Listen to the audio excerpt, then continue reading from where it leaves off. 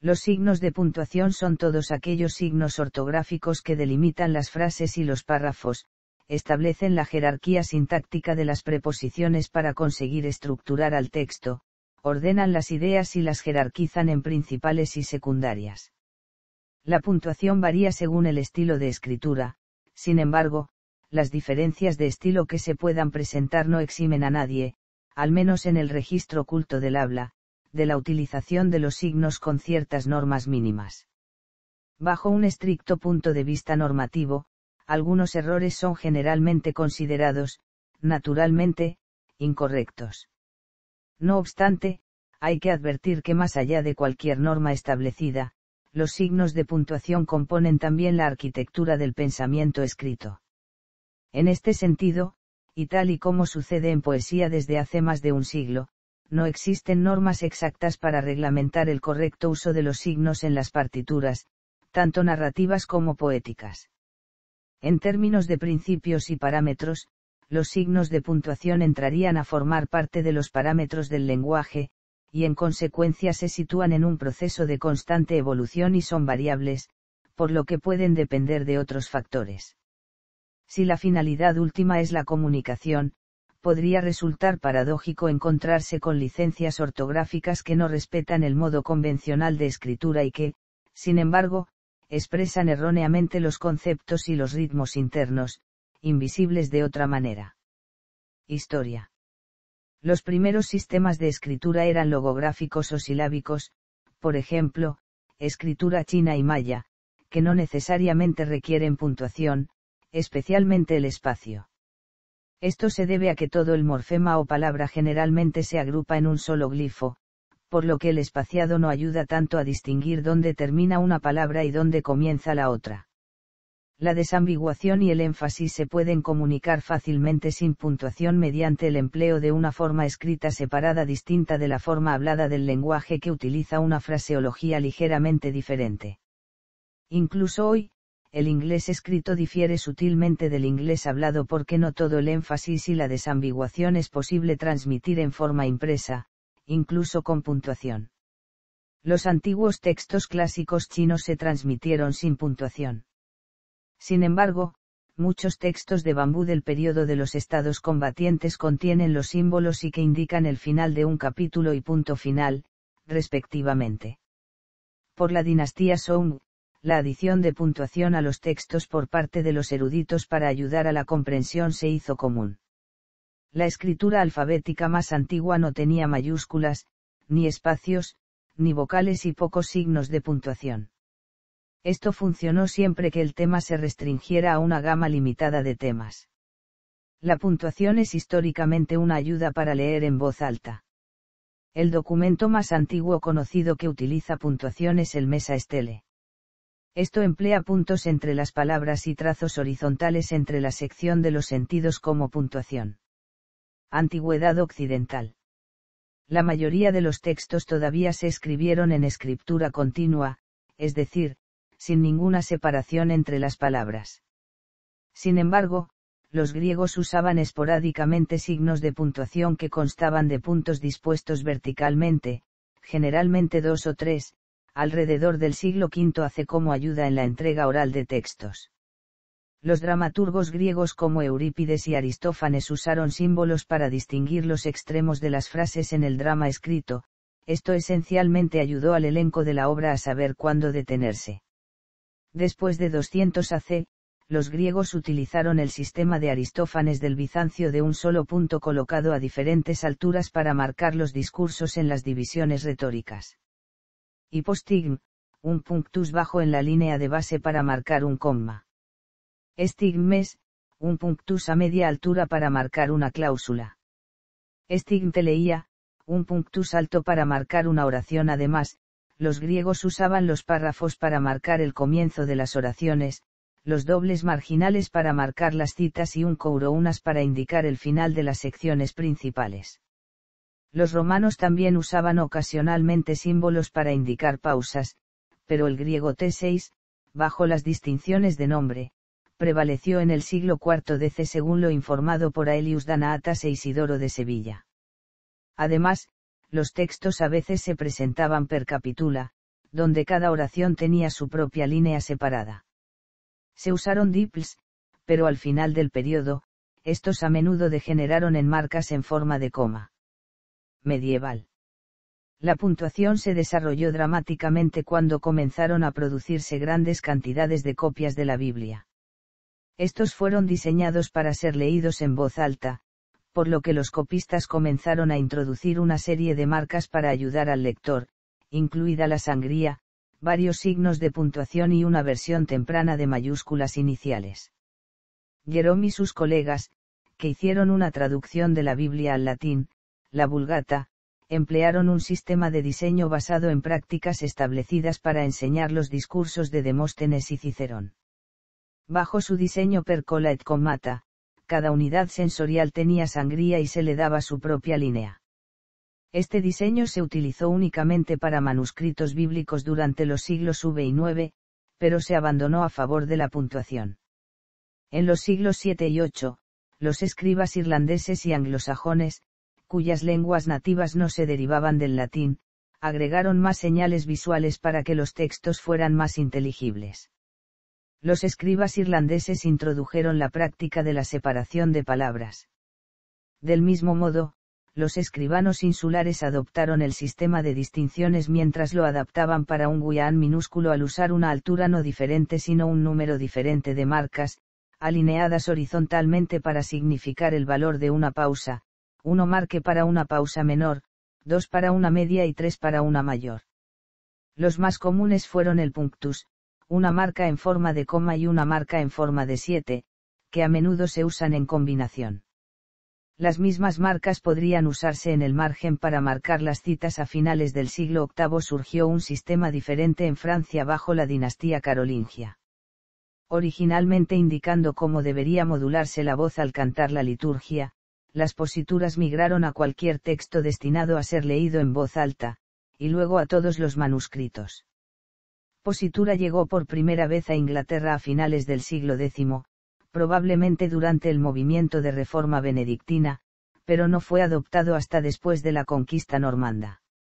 Las posituras originales fueron el punctus, punctus elevatus, punctus versus y punctus interrogativos, pero se agregó un quinto símbolo, el punctus flexus, en el siglo X para indicar una pausa de un valor entre el punctus y el punctus elevatus. A fines del siglo XI principios del siglo XII, el punctus versus desapareció y fue tomado por el punctus simple. La Baja Edad Media vio la adición de la vírgula suspensiva que a menudo se usaba junto con el punctus para diferentes tipos de pausas. Las citas directas se marcaron con discípulos marginales, como en la antigüedad, pero desde al menos los escribas del siglo XII también comenzaron a ingresar discípulos dentro de la columna de texto. Era de la imprenta. La cantidad de material impreso y sus lectores comenzaron a aumentar después de la invención del tipo móvil en Europa en el 1450s. Como explicó la escritora y editora Lynne Truss, el aumento de la imprenta en los siglos XIV y XV significaba que se requería con urgencia un sistema estándar de puntuación.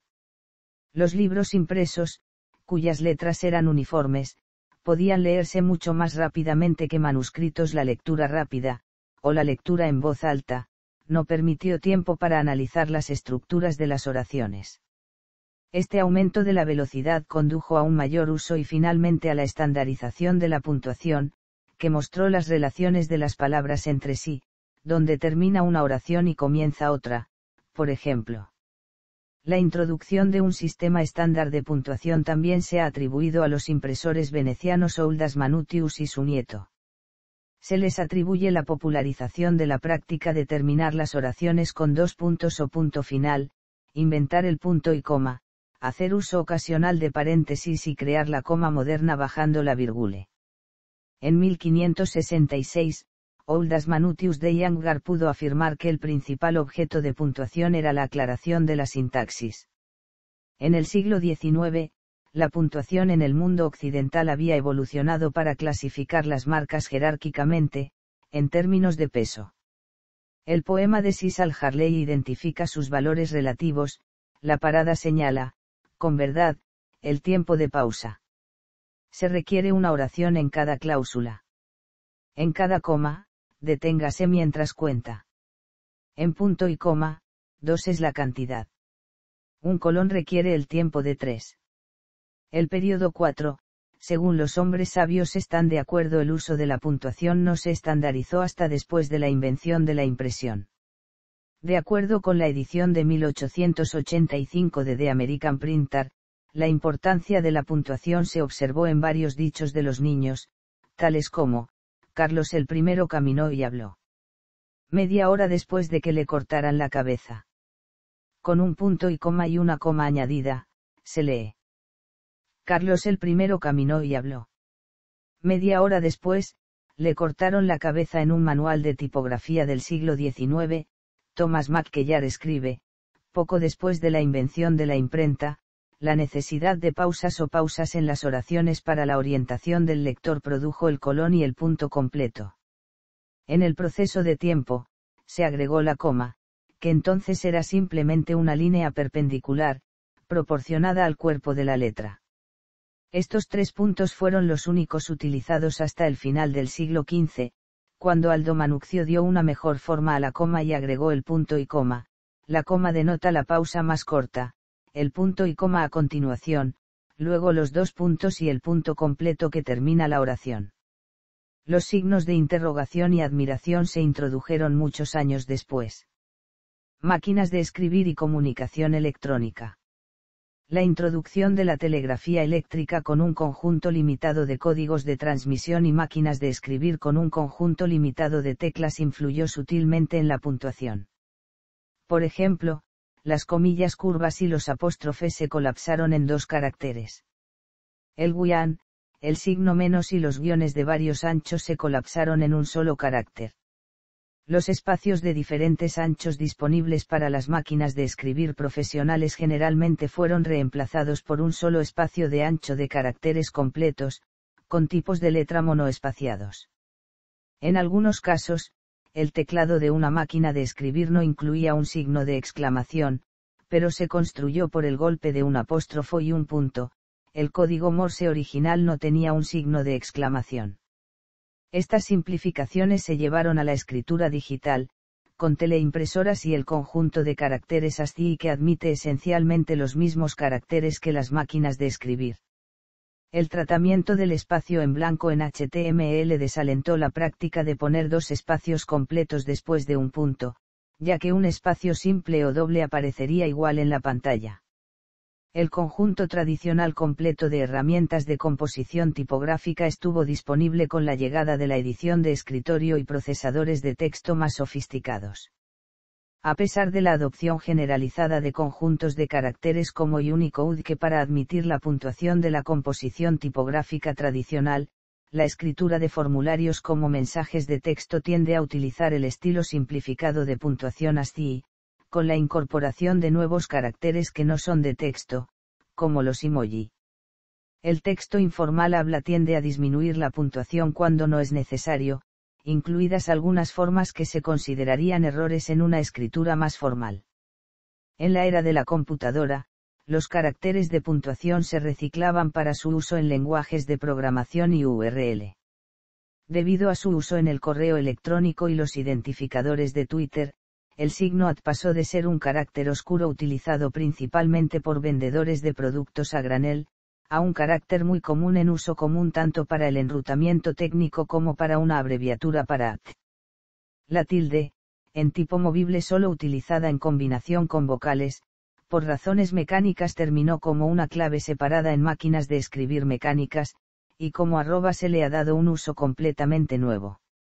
Los principales signos de puntuación son el punto, la coma, el punto y coma, 2 puntos, las comillas, los paréntesis, los signos de interrogación, los signos de exclamación, los puntos suspensivos y el guión. Véase comillas para comillas bajas, latinas, españolas o angulares, que van a ser empleadas. Lista. Punto. El punto es el signo de puntuación que se coloca al final de los enunciados y las oraciones gramaticales en español. Además, en la mayoría de los lenguajes escritos con el alfabeto latino, se escriben sin dejar espacio de separación con el carácter que precede, pero dejando un espacio con el carácter que sigue a continuación, a no ser que dicho carácter sea de cierre. Existen tres clases de punto: el punto y seguido, el punto y aparte y el punto final. Generalmente, indica una entonación descendente. Punto y seguido separa enunciados dentro de un párrafo. Quiere decir que se continúa escribiendo a continuación del punto, la primera letra escrita en este caso irá en mayúscula. Por ejemplo, Historia de España. El descubrimiento de América. Se denomina punto y seguido, nombre más lógico y recomendable que el también usual de punto seguido. Punto y aparte separa dos párrafos de contenido diferente dentro del texto. A continuación hay que comenzar a escribir en línea distinta. Para seguir las normas se debe comenzar en mayúscula. Se denomina punto y aparte, aunque en algunas zonas de América se dice punto aparte. Punto final siempre se coloca al final, cerrando un texto o enunciado. No es correcta la denominación punto y final, creada por analogía de las correctas punto y seguido y punto y aparte. También se usa el punto para indicar que la palabra anterior es una abreviatura. En este caso se escribe la abreviatura seguida del punto y se continúa escribiendo de forma usual. Esta última clase de punto no se aplica en determinadas abreviaturas como puntos cardinales, acrónimos o medidas, que se consideran símbolos. Coma. La coma es un signo de puntuación que señala una breve pausa dentro del enunciado. Se escribe sin dejar espacio de separación con el carácter que precede, pero dejando un espacio con el carácter que sigue a continuación. Se emplea para separar los miembros de una enumeración o sucesión, ya sean palabras o frases, salvo los que vengan precedidos por alguna de las conjunciones y, o, u o ni. Por ejemplo, hay tendencias que admiten su uso para separar dos miembros independientes de una oración, haya o no conjunción entre ellos, siempre y cuando sean realmente independientes, pues, si no, estaríamos en el caso anterior. También se utiliza para delimitar o aislar una aclaración o inciso. Las locuciones conjuntivas o adverbiales, sea cual sea su posición, van precedidas y seguidas de coma, tales como, en efecto, es decir, en fin, por consiguiente. Indicar que una o varias palabras han sido suprimidas por razones gramaticales o de estilo. Punto y coma. El punto y coma es un signo de puntuación, gramaticalmente, se utiliza para unir dos oraciones relacionadas en una sola frase. María estaba apenada por el examen. Mas María tendrá que estudiar más. Igual a María estaba apenada por el examen, tendrá que estudiar más. Está lloviendo mucho. Mas no podemos ir caminando.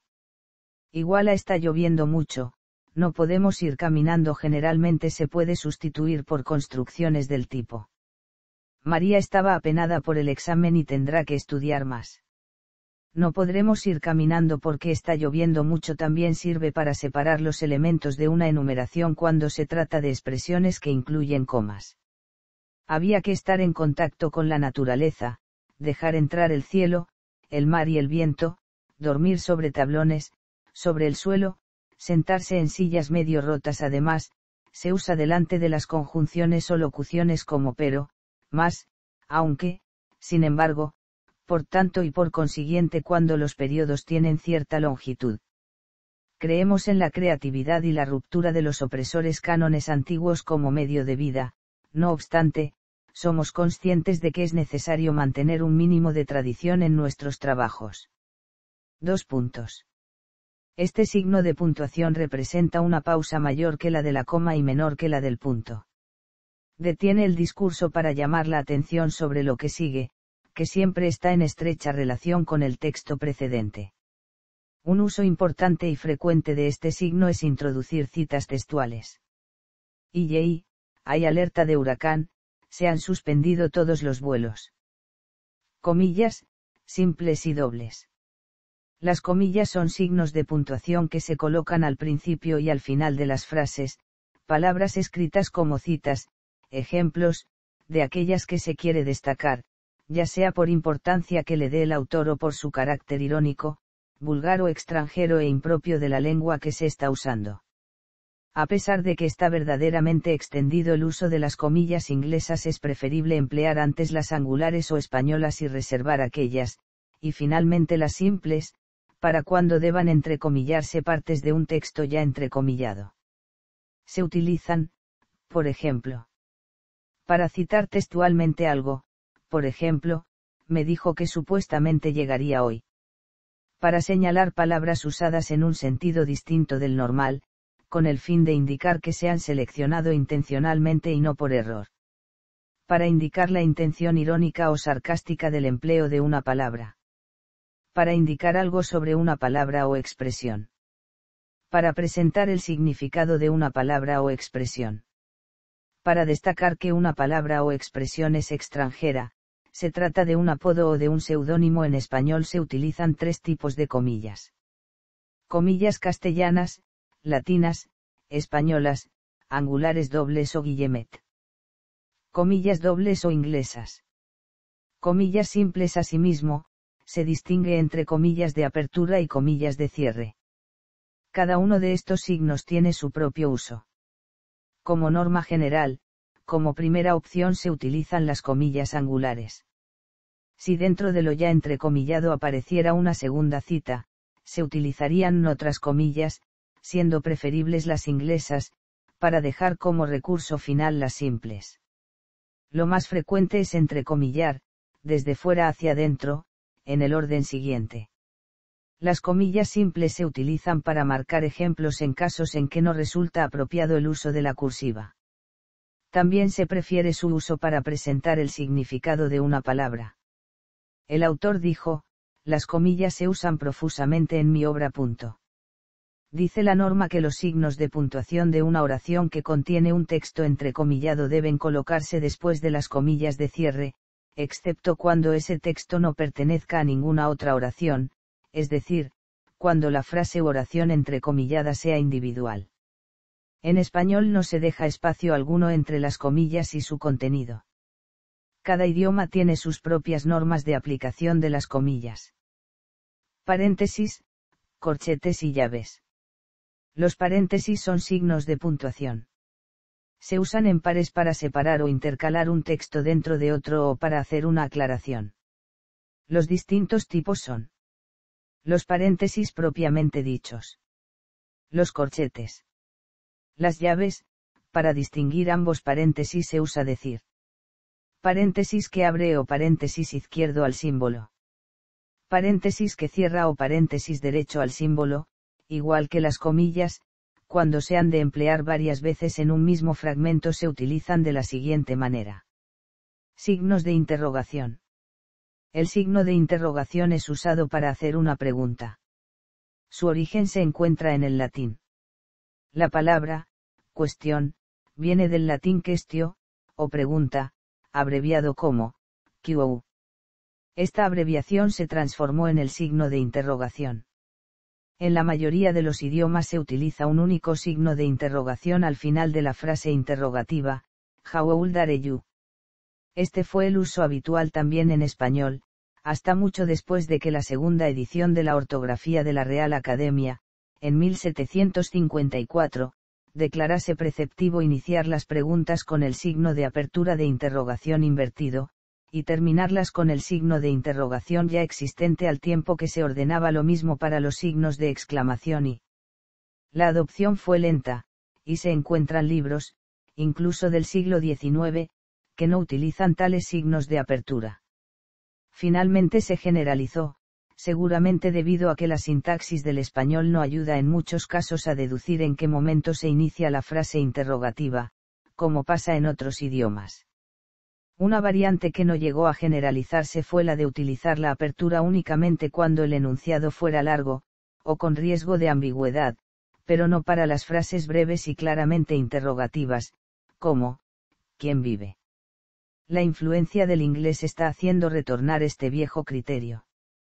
Incluso es común que en las salas de chat o conversaciones en línea en español se use solamente el signo para preguntar, ya que ahorra tiempo al momento de presionar las teclas. Esto podría no tener gran importancia debido a que se está utilizando en conversaciones informales. Signos de exclamación. Los signos, se utilizan para señalar el carácter exclamativo o representar una forma de actuar en una oración. Se escriben para empezar y finalizar una oración exclamativa, exhortativa o imperativa.